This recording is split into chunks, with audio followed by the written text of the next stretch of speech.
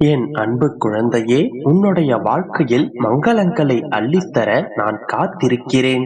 விரைந்து வந்து நிறைவாக பெற்றுக்கொள். இதுவரை உன்னுடைய வாழ்க்கையில் வந்த கர்ம வினைகளின் பலன்களையும் சோதனைகளையும் துன்பங்களையும் கஷ்டங்களையும் பெற்றுக்கொண்டாயல்லவா?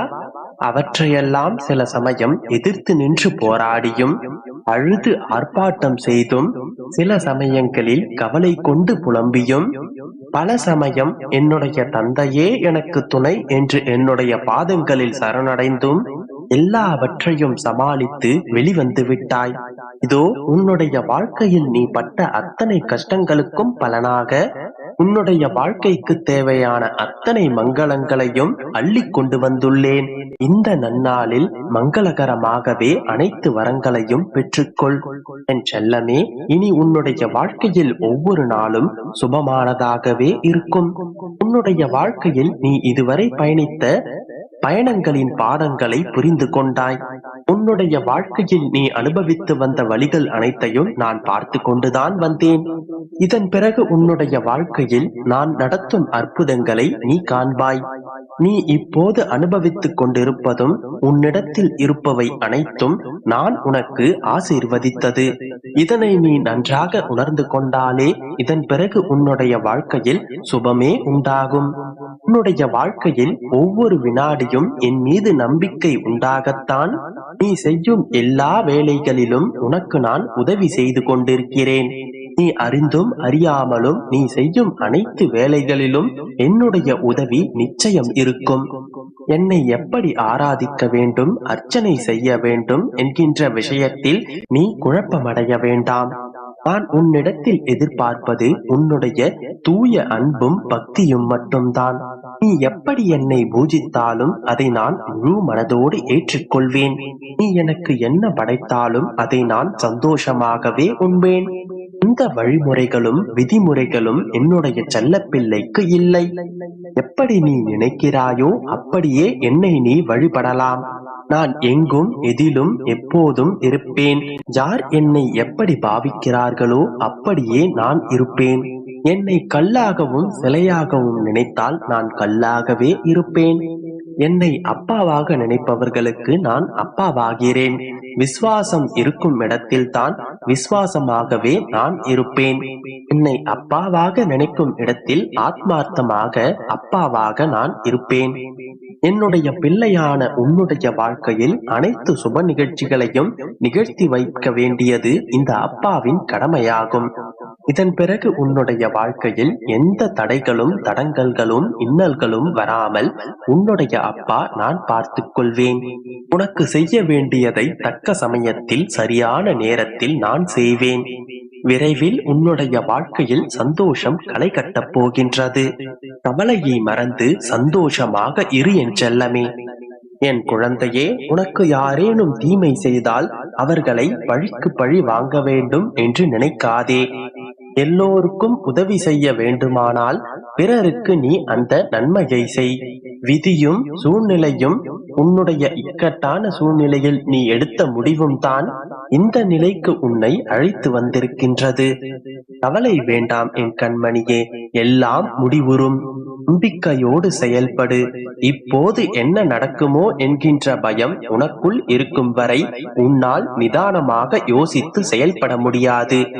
முதலில் நிதானமாக இரு. மனதில் அவசரத்துடன் எந்த வேலையை செய்தாலும் நிதானமில்லாமல் செய்தாலும் அந்த செயல் சிறப்பாக அமையாது. எல்லோரும் உன்னுடைய உள்ளத்தை காயப்படுத்தும் விதத்தில் நடந்து கொள்கிறார்களே என்று வருந்தாதே. உன்னுடைய தேவை புரியாதவர்களை நினைத்து அவர்களுக்காக நீ வருந்தாதே. உன்னுடைய மதிப்பு அவர்களுக்கு தெரிவதில்லை. நீ அவர்களை பற்றியே யோசித்து மனசோர்வு அடைந்து உன்னுடைய லட்சியத்தை நோக்கி பயணம் செய்வதையே மறந்து விடுகின்றாய். அப்படிப்பட்டவர்களிடத்திலிருந்து நீ சற்று விலகி இருப்பதே உனக்கு நல்லது. அவர்களுக்கு தீமை செய் என்று நான் கூறவில்லை. அவர்கள் உன்னை தேடி வரும் பட்சத்தில் உதவி செய்.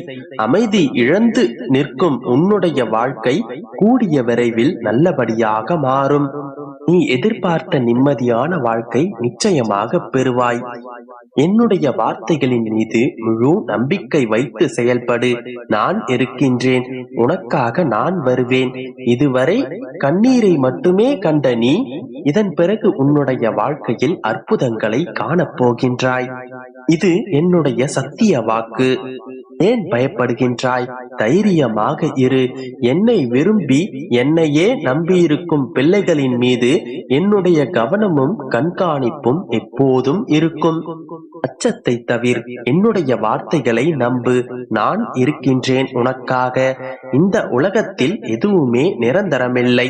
பணம், பொருள், அதிகாரம், உடல்நிலை இது உனக்கு மட்டுமல்ல, இந்த உலகத்தில் இருக்கும் அனைவருக்குமே பொருந்தும். எல்லாம் குறிப்பிட்ட காலம் வரை மட்டுமே. என்றும் நிலையானது அன்பு மட்டுமே. இவ்வுலகம் என்றுமே இயங்குவது அன்பினால் மட்டுமே. அதனால் முடிந்த வரையில் பிறர் மீது அன்பு செலுத்து. உன்னுடைய உண்மையான அன்பு உன்னை சார்ந்தவர்களை நிச்சயமாக மாற்றும். நம்பிக்கையோடு இரு, நல்லதே நடக்கும். என் அன்பு குழந்தையே, ஏங்காதே என் கண்மணி, எல்லாம் சரியாகிவிடும். நீ பாசத்திற்காக ஏங்குகிறாய். அது உனக்கு கிடைக்காமல் போகும் போதும், நீ உதாசீனப்படுத்தப்படும் போதும், நீ அடையும் துன்பத்தை என்னால் சகித்துக் கொள்ள முடியவில்லை. நான் ஒன்றை கூறுகின்றேன், கவனமாக கேட்பாயா? ஆம் மகளே, உன்னுடைய ஏக்கம் எனக்காக மட்டுமே இருக்கட்டும். உனக்கு திகட்ட திகட்ட அன்பை பொழிய நான் இருக்கின்றேன். என்னுடைய அன்பு மட்டும்தான் உதாசீனப்படுத்தாத அன்பு. உன் மனதை திடமாக வைத்துக்கொள். இந்த உலகில் எதுவும் நிரந்தரமில்லை. யாருமே நிரந்தரமில்லை. இன்பத்தையும் துன்பத்தையும் சமமாக பார்க்க கற்றுக்கொள். இன்பத்தை கண்டு பரவசப்படாமலும், துன்பத்தை கண்டு மிகவும் துவண்டு போகாமலும் உன்னை சமநிலையில் வைத்துக் கொள்ள பழகிக்கொள். நீ இழந்தது எதுவாக இருந்தாலும் அது ஒரு நாள் நிச்சயம் உன்னை வந்து சேரும். ஆனால் நீ இப்போது இருக்கும் மனநிலையில் அப்போதும் இருப்பாய் என்றுதான் சொல்வதற்கில்லை. இப்போது நீ எண்ணி எண்ணி ஏங்கிக் கொண்டிருக்கின்றாயே, அந்த ஒன்றிற்காக அழுது புலம்பிக் கொண்டிருக்கின்றாயே. நீ இப்படியே எவ்வளவு காலம் புலம்பிக் கொண்டே இருக்கப் போகிறாய் என்று உன்னால் சொல்ல முடியுமா? ஒரு சில நாட்களில் உனக்கு உண்மை புரிய வரும். எது இங்கு நிரந்தரம், எது இங்கு நிரந்தரம் இல்லை என்பது உனக்கு புரிய வரும். சில முகமூடிகள் கிழியும் தருணம் வரும். யாரிங்கு உண்மையானவர்கள், யாரிங்கு போலி என்பதெல்லாம் உனக்கே புரிய வரும். உன் மனநிலையில் அப்போது ஒரு மாற்றம் வரும். அதன் பிறகு நீ அழுது புலம்ப மாட்டாய். கண்ணீர் விட்டு கொண்டு அமர்ந்திருக்க மாட்டாய். எல்லாவற்றையும் ஏற்றுக்கொள்ளும் மனப்பக்குவம் உனக்கு வந்திருக்கும். பக்குவம் வந்த பிறகு உன்னிடம் கண்ணீர் இருக்காது. இந்த காலம் எல்லாவற்றையும் மாற்றிவிடும். அப்போது உனக்கு யாருடைய ஆறுதலும் தேவைப்படாது. நீ பார்க்கும் பல பேருக்கு ஆறுதல் கூறும் அளவிற்கு நீ பக்குவப்பட்டிருப்பாய். அந்த காலங்களில் நீ யாரையும் தேடி ஓட மாட்டாய். யாரிடத்திலும் கையேந்தி நிற்க மாட்டாய். உன் மீது இறக்கப்படும்படி யாரிடமும் இறைந்து நிற்க மாட்டாய். அதற்காகத்தான் இத்தனை சோதனைகளும் வலிகளும் உனக்கு வந்திருக்கின்றது. அந்த வலிகளை தாண்டி நீ செல்லும் போதுதான் இந்த வாழ்க்கை என்னவென்று உனக்கு புரியும். ஆனால் இப்போது உடைந்து கொண்டிருப்பதை போன்று அப்பொழுது நீ உடைய மாட்டாய். விரைவில் நீ 4 பேருக்கு உதவி செய்யும் அளவிற்கு வளர்ந்து வருவாய். உன்னை தேடி பல பேர் வருவார்கள். இந்த மாற்றங்கள் அனைத்தும் இன்னும் சில நாட்களில் உன்னுள் நடக்கும். வாழ்வின் துன்பத்தின் எல்லைக்கே நீ சென்று விட்டாய், சென்று வந்து விட்டாய். இனி உன் வாழ்வில் அதை நீ மீண்டும் அனுபவிக்க மாட்டாய். இனி நீ எந்த துன்பத்தை பார்த்தும் கலங்கி நிற்க மாட்டாய். எல்லாம் முடிந்துவிட்டது என்று புலம்பும் அளவிற்கு இனி ஒன்றும் நடக்காது. இனி